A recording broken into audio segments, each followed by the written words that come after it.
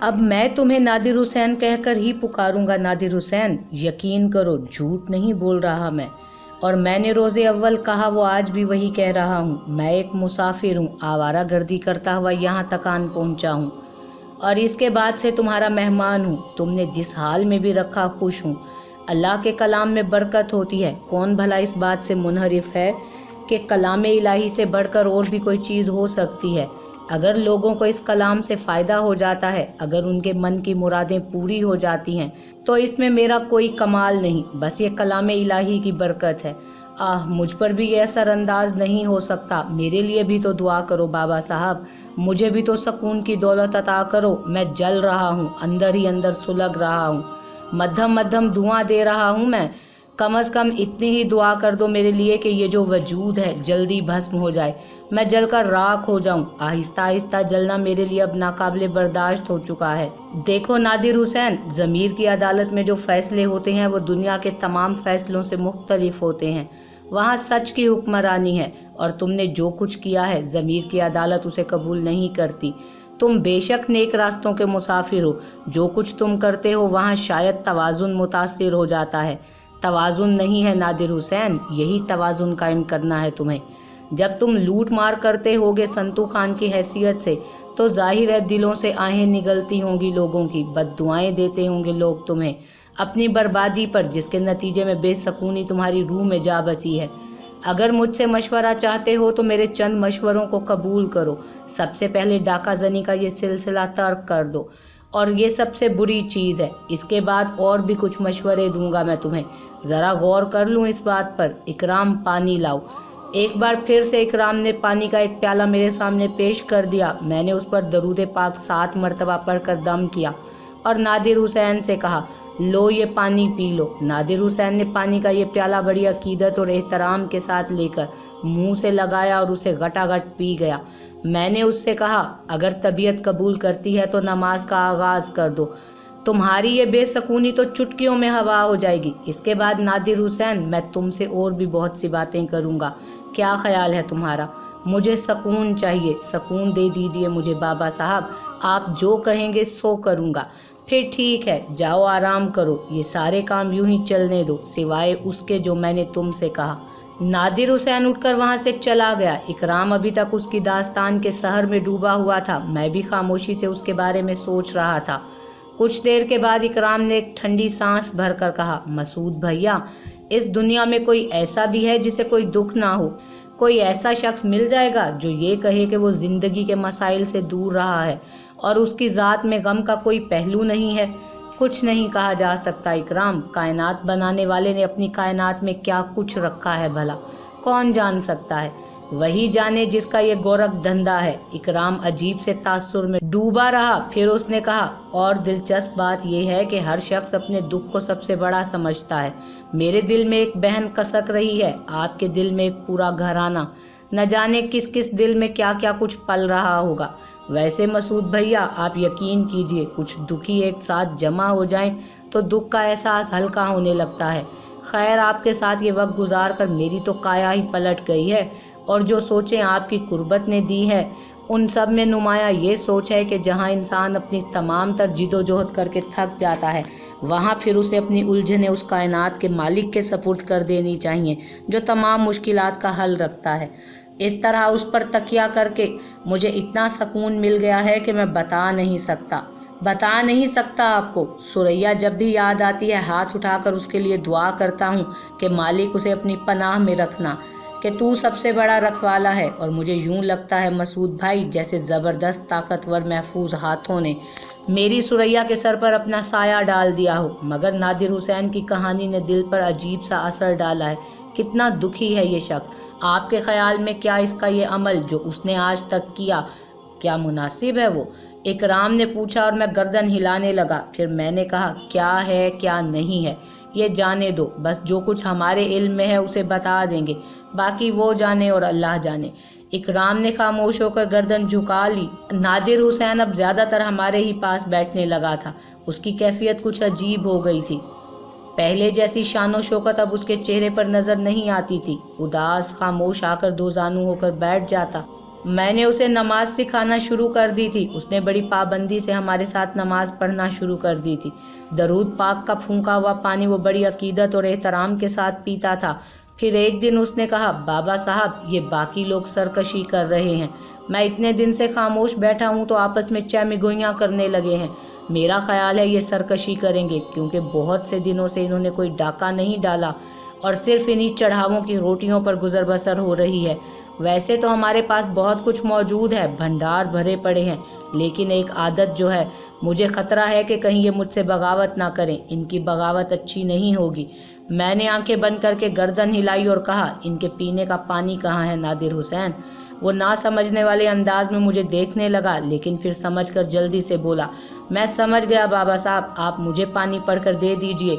6-7 दिन तक इन लोगों को दरूद पाक की बरकतों में डूबा हुआ पानी पिलाया गया और नादिर हुसैन ने मुस्कुरा कर कहा कि अब उनकी सरकशी खत्म हो गई है और वो मोतदिल नजर आने लगे हैं। कुछ दिन के बाद नादिर हुसैन ने खुशखबरी सुनाई कि उसे नमाज पढ़ते देखकर उनमें से कुछ ने नमाज पढ़ना भी शुरू कर दी है।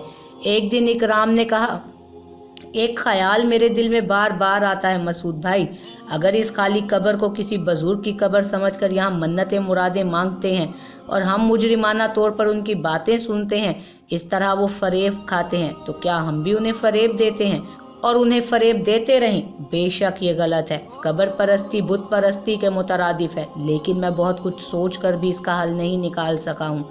इतनी सोच है मेरी कि मखलूक खुदा के मसाइल इल्म में आ जाते हैं और हम बिसात भर उसका हल तलाश करते हैं। नादिर हुसैन से मशवरा करेंगे, हो सकता है कोई और हल निकल ही आए।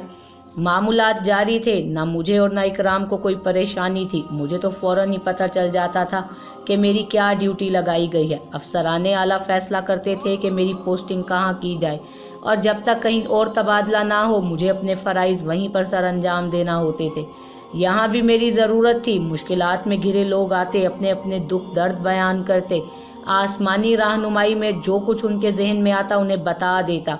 इसमें मेरा कोई दखल ना होता। कई बार मराकबे करके इकराम के एतराज़ का हल मांगा, मगर खामोशी रही तो मैं भी खामोश हो गया।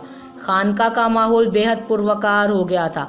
हम पर अब कोई कैद नहीं थी। रातों को बाहर निकल आते थे, खुली फिजा में इबादत करते थे। एक रात में तन्हा बाहर निकला और तारों की छाँव में दूर दूर तक के माहौल में फैले हुए पुरसकून सन्नाटे का जायज़ा लेने लगा। कुछ फासले पर मैंने एक टीले पर कुछ तहरीक देखी। गौर किया तो पहचान गया, ये नादिर हुसैन था। खामोश बैठा हुआ था। मुझे दुख हुआ, न जाने किस सोच में डूबा हुआ है। हमदर्दी उभर आई और मैं उसके पास पहुंच गया। मेरे कदमों की चाप पर भी उसने गर्दन नहीं घुमाई। वो उसी तरह साकित बैठा रहा। नादिर हुसैन, क्या बात है, क्या सोच रहे हो तुम? मगर मेरी आवाज़ पर भी उसने जुम्बिश नहीं की। न जाने क्यों मेरे दिल में खौफ का एहसास उभर आया। मैंने उसे ज़ोर ज़ोर से झिंझोड़ा, लेकिन वो सख्ते के आलम में था। उसकी आंखें खुली हुई थीं और मैंने उसकी आंखों में झांका और मेरे मुंह से हल्की सी आवाज़ निकल आई। उसकी आंखों की स्याह पुतलियां गायब थीं। पूरी आंखों में सफ़ेद डेले छाए हुए थे।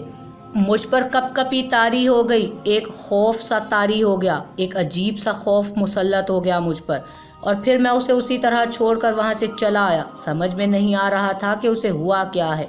दूसरी सुबह फजर की नमाज के बाद इकराम से रात के उस वाक़ये का तस्करा ही करना चाहता था कि इकराम ने कहा, नादिर हुसैन से कितने दिन से मुलाकात नहीं हुई भाई। बहुत से दिन हो गए हमारे पास नहीं आया, लेकिन कुछ अजीब सी कैफियत हो गई है उसकी। क्या? मैंने चौंक कर पूछा। अक्सर चिलचिलाती धूप में उसे सूरज की तरफ मुंह उठाए खड़े देखा है। कई बार रातों को जागा तो उसे खड़े हुए पाया। कभी साकित बैठा होता है। 2-3 दिन पहले की बात है, मैं रात को बाहर निकल आया तो कुछ फासले पर टीले पर खड़ा हुआ था। मैं नज़रअंदाज करके आ गया। सुबह को नमाज के बाद भी उसे वहीं खड़े हुए पाया और फिर सारी दोपहर वो उसी तरह खड़ा रहा।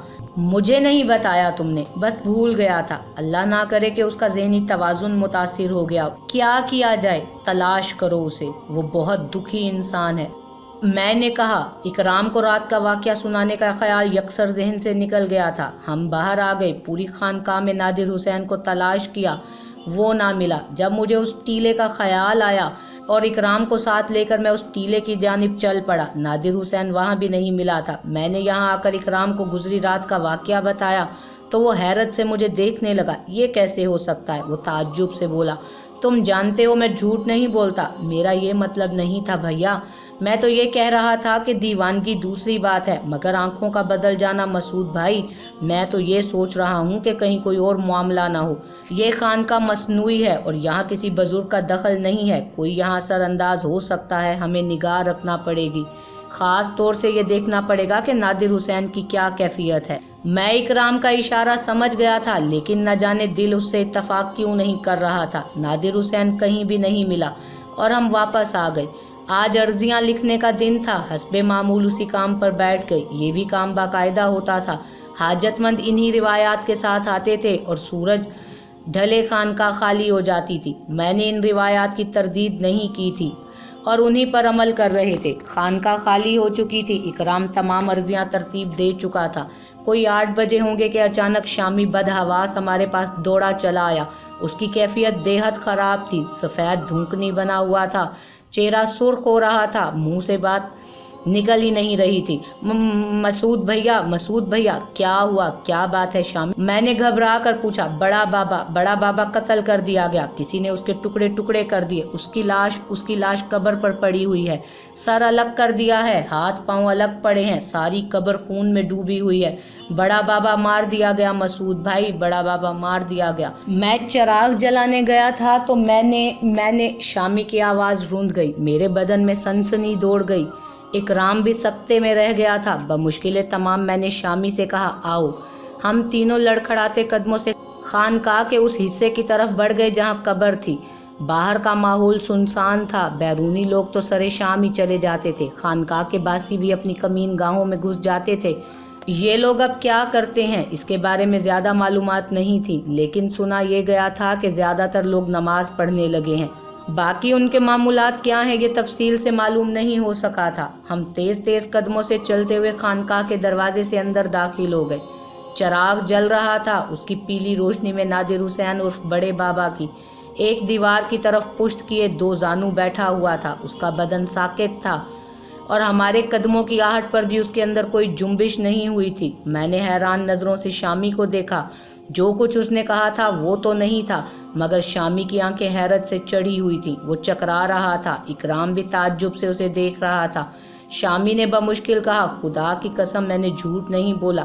کیا مطلب؟ گویا اب بھی؟ میں نے کہا، میں اندھا تو نہیں ہوں، میں نے خود دیکھا تھا۔ ارے میرے مالک، خون بھی نہیں ہے، مگر اس وقت گردن یہاں پڑی تھی، بازو وہاں اور پاؤں اور دھڑ، قسم کھا رہا ہوں۔ مگر بڑا بابا میں اندھا دھند آگے بڑھا اور نادر حسین کے قریب پہنچ گیا۔ بڑے بابا تم ٹھیک ہو؟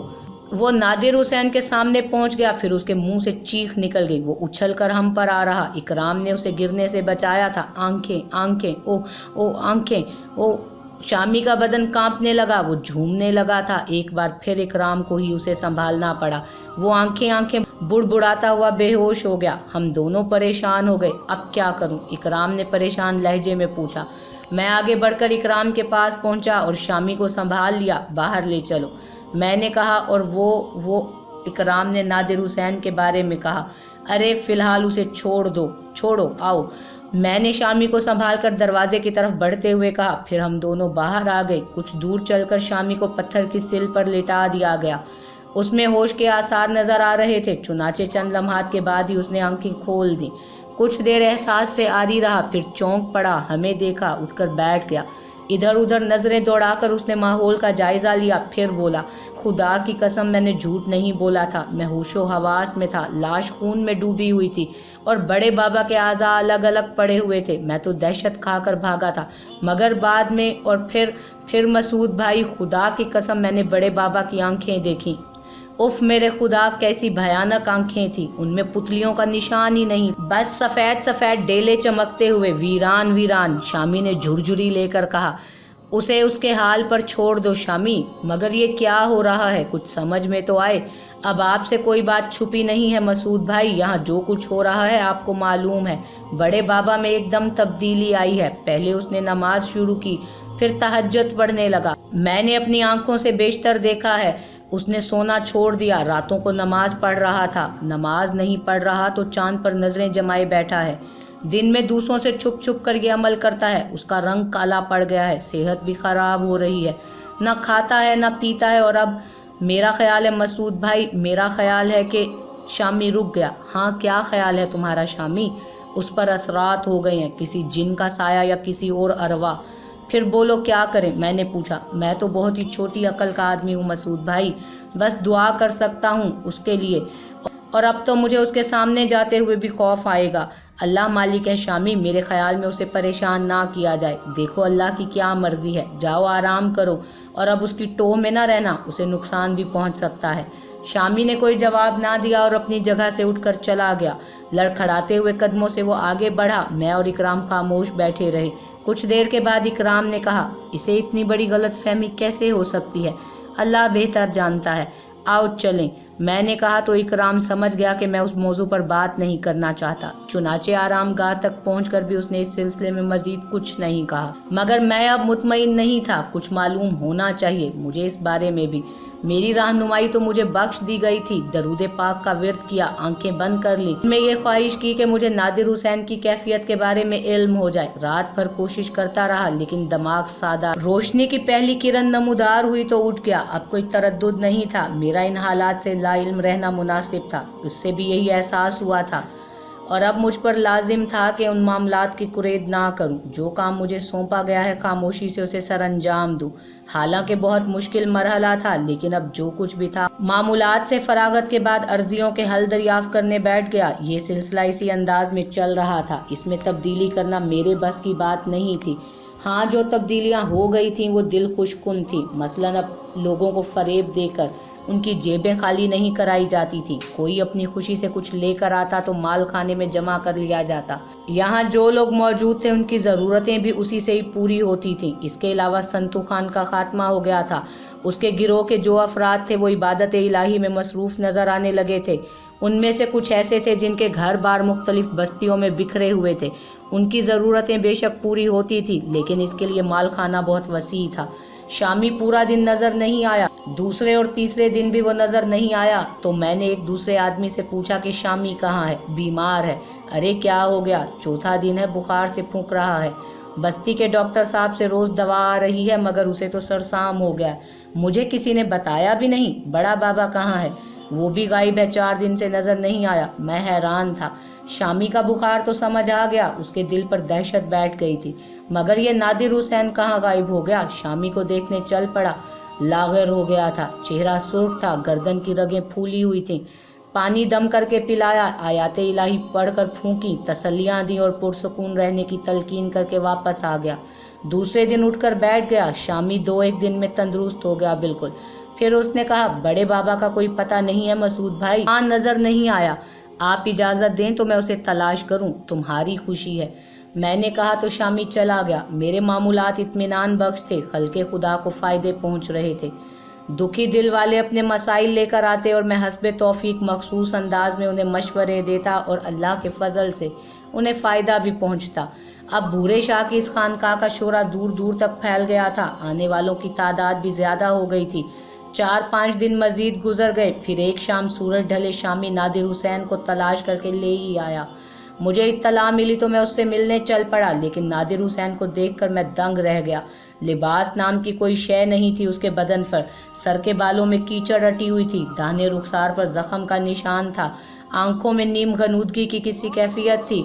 उसके जिस्म को रस्सियों के जरिए एक चट्टान से कस दिया गया था। बहुत से लोग उसे देखकर रो रहे थे। अरे ये क्या, बड़ा बाबा पागल हो गया है मसूद भाई, बड़ा बाबा पागल हो गया।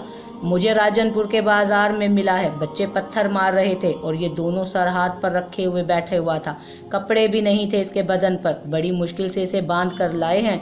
वो लोग मुझे बताने लगे। मैं खामोशी से उसे देख रहा था। कुछ नहीं जानता था मैं उसके बारे में, और शायद जुस्तजू करने की इजाज़त भी नहीं थी।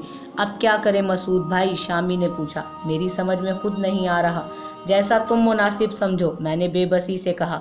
अगर हम इसे बांधे ना रखेंगे तो ये फिर भाग जाएगा। बड़ी मुश्किल से मिला है ये हमें, कोई नुकसान भी पहुंच सकता है इसे, एक और शख्स ने कहा, और वो सबके लिए मुस्तरिब थे, अफसुर्दा थे, रो रहे थे। शामी ने कहा, मैं मालूमात करूंगा, हम बड़े बाबा का इलाज कराएंगे, चाहे कुछ भी हो जाए। उस वक्त तक हमें इनकी देखभाल करनी होगी। तुम सब अपनी राय दो, मैं अकेला ही बोले चला जा रहा हूँ। तुम जो कह रहे हो ठीक कह रहे हो शामी, हम सब इसकी निगरानी करेंगे, इसकी खिदमत करेंगे, जिस तरह भी बन पड़ा इलाज कराएंगे इसका। उन लोगों ने खुद ही सारे मामला तय कर लिए, मैंने कोई मुदाखलत नहीं की थी। हम वहाँ से चले आए। रिहाइश गाह में आकर इकराम ने कहा, मसूद भाई, एक बात बार बार जहन में आ रही है, इजाज़त दो तो पूछ लूँ। कहो। आप उससे कुछ गैर फितरी बेइत्तनाई नहीं बरत रहे? हालांकि मैंने हमेशा देखा है कि आप हर शख्स के लिए मुस्तरीब हो जाते हैं और उसकी मुश्किल का हल तलाश करते हैं। फिर नादिर हुसैन तो वो है जिसने आपके हुक्म पर अपने सारे बुरे काम छोड़ दिए। वो संतू खान के नाम से डाके डालता था, भूरे शाह के नाम से। इकराम ने जुमला अधूरा छोड़ दिया। मैंने गहरी सांस लेकर कहा, बारहा मैंने तुम्हें बताया है इकराम, ना मैं दरवेश हूँ, ना आमिल, ना वली, एक गुनाहगार हूँ। इतना बेबस हूँ कि खुद अपने दर्द का दरमा नहीं कर पाता। बस रहनुमाई हो जाती है, समझा दिया जाता है और मैं बाअमल हो जाता हूँ। इस बारे में कुछ समझाया नहीं गया, मैं क्या कर सकता हूँ? माफ़ी चाहता हूँ मसूद भाई। इकराम ने शायद मेरे लहजे की तलखी महसूस कर ली थी। नादिर हुसैन को रोज़ ही देखने जाता था। वो रस्सियों से बंधा रहता था, बहुत कम खाता पीता था। शामी वाकई उसे बहुत चाहता था, वही उसके लिए सबसे ज़्यादा मरता था। उसकी गंदगी साफ करता, चेहरा धुलाता, 2-3 बार उसे लिबास पहनाता, मगर वो हमेशा लिबास फाड़ दिया करता था। इस दौरान खानकाह के मामूलात बदस्तूर चलते रहे। मैंने ये शोबा संभाला हुआ था और अपना काम सरअंजाम दे रहा था। कुछ लोग जो संतू खान के साथी थे खामोशी से चले गए थे, क्योंकि अब उन्हें यहाँ रहने से कोई माली फ़ायदा नहीं पहुँच रहा था। लेकिन खानकाह की शोहरत मुसलसल बढ़ रही थी। बहुत दूर से लोग आने लगे, तकरीबन सभी को फ़ायदा पहुंच जाता था। रंजो गम और मुश्किलात से निढाल इंसान अपनी मुश्किल का हल चाहते तो एहतराम और अकीदत में डूबे हुए आते, तोहफे नजराने लाते, उन्हीं से खानकाह की ज़रूरतें पूरी होती। फिर एक दिन शेख मुगीसुद्दीन आए, परेशान हाल, बुरे अहवाल। अपनी बीवी और वालिद को साथ लाए थे। बीवी दिमागी मरीज़ा थी, उसकी वजह से सख्त परेशान थे। खानकाह के खसूसी निज़ाम पर उनकी आवाज़ सुनाई दी, या वली या बुजुर्ग, मेरी मुश्किल को दूर करें। बहुत परेशान हो चुका हूँ, ज़िंदगी अजाब हो गई है मेरी, बेबसी की इंतहा को पहुँच चुका हूँ। कुछ समझ में नहीं आता कि क्या करूँ। मेरी बीवी दिमागी मरीज़ा हो गई है, निज़ाम हयात दरहम बरहम हो गया है, न जाने कहाँ कहाँ से इलाज करा चुका हूँ, कोई फ़ायदा नहीं होता। आपके कदमों में हाजिर हुआ हूँ, मुझे मेरी मुश्किल का हल बता दें वली। आपके कदमों में पड़ा रहूँगा, उस वक्त तक न जाऊँगा जब तक मुश्किल दूर ना हो जाए। बड़ी पुरदर्द आवाज़ थी। मैंने अर्जी लिख दी, फिर शायद किसी दूसरे शख्स को बुला लिया गया था। उसी रात शामी मेरे पास आया, कहने लगा, एक मशवरा चाहता हूँ मसूद भाई। क्या? खानका के अंदाज बदल चुके हैं। अब यहाँ वो नहीं होता जो कभी होता था। हम तो दूसरी वजह से लोगों को खानका में नहीं आने दिया करते थे। लोग यहाँ बहुत दूर दूर से आते हैं, परेशान हाल लोग दूर दूर से आते हैं और अपनी मुश्किल का हल चाहते हैं। उनके पास क़याम के लिए कोई ठिकाना नहीं होता। अगर अब उन्हें खानकाह के अहाते में पड़ा रहने की इजाज़त दे दी जाए तो क्या हर्ज है? दरअसल ये बात मैं एक ख़ानदान की वजह से कह रहा हूँ। कौन है? उनका नाम शेख मुगीसुद्दीन है। बूढ़े बाप और पागल बीवी के साथ आए हैं, बहुत दूर से आए हैं और क़याम के लिए कोई ठिकाना भी नहीं है। खानकाह में क़याम की इजाज़त मांगी तो हमने मना कर दिया। बेचारे खानकाह से दूर एक दरख्त के नीचे जा पड़े हैं। कहते हैं मजबूरी है, कोई ठिकाना नहीं है उनका। ऐसी किसी मुश्किल का शिकार शख्स अगर उसको इजाज़त दे दी जाए तो कोई हर्ज तो नहीं है, किसी भी गोशे में पड़े रहेंगे। आपकी इजाज़त है? मेरे ख्याल में तो कोई हर्ज नहीं। मैंने कहा तो शामी चला गया। रात के खाने के बाद मैं और इकराम टहलने निकले तो हमने 3 अफराद पर मुश्तमिल उस ख़ानदान को एक गोशे में फ़रोकश पाया। यूं ही दरियाफ्ते हाल के लिए हम दोनों उनकी तरफ बढ़ गए। हमारे करीब पहुंचने से कबल ही शेख साहब उठकर हमारे पास आ गए। आजिज़ी से बोले, मियाँ साहब, थोड़ा सा पानी इनायत हो सकता है? अशद ज़रूरत है, वरना तकलीफ़ ना देता।